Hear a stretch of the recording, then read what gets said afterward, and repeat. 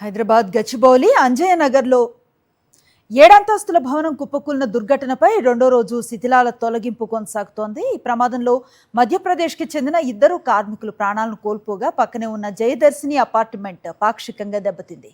భవన యజమాని సాజిద్ ఖాన్ ను పోలీసులు అరెస్ట్ చేయగా స్థానిక టౌన్ ప్లానింగ్ అధికారిని బాధ్యుడిగా చేస్తూ సస్పెండ్ చేశారు. మరోవైపు ఈ ప్రాంతంలో మొత్తం 4 నిర్మాణాలను కూల్చేయడానికి హైడ్రా రంగం సిద్ధం చేసింది. ఈ మేరకు భారీ యంత్రాలు తీసుకొచ్చి కూల్చివేత ప్రక్రియను మొదలుపెట్టారు.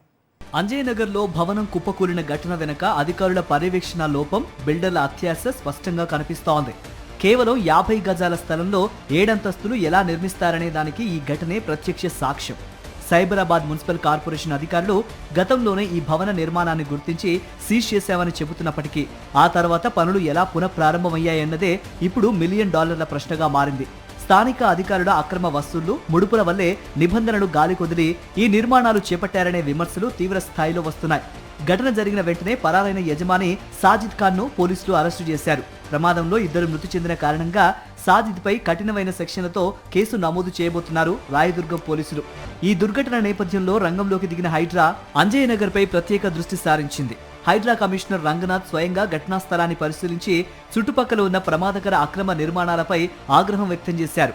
అంజయ్ నగర్ కాలనీలో సెట్ బ్యాక్స్ లేకుండా నిబంధనలకు విరుద్ధంగా నిర్మించిన ప్రతి ఒక్క అనధికార భవనంపై ఉక్కుపాదం మోపుతామని ఆయన స్పష్టం చేశారు. చెప్పినట్టే బాహుబలి మిషన్లను రంగంలోకి దించారు.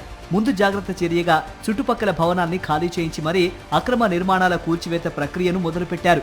ఐటీ కారిడార్కు ఆనుకొని ఉన్న అంజయ్ నగర్లో హాస్టల్స్, అద్దె ఇళ్లకు విపరీతమైన డిమాండ్ ఉంది. దీంతో విచ్చలవిడిగా అక్రమ నిర్మాణాలు పుట్టుకొచ్చాయి. అవినీతి అధికారుల అండతో సాజిద్ లాంటి ఎంతో మంది ఇలా అనుమతులు లేకుండా నిర్మాణాలు చేపట్టారు. వాటిపై అధికారులు గట్టిగా దృష్టి పెట్టాల్సిన అవసరం ఎంతైనా ఉంది. కేవలం టౌన్ ప్లానింగ్ అధికారిని సస్పెండ్ చేసి 2-3 నిర్మాణాల్ని కూల్చితే సరిపోదని నిరంతరం పర్యవేక్షణ ఉండాలని కోరుతున్నారు స్థానికులు.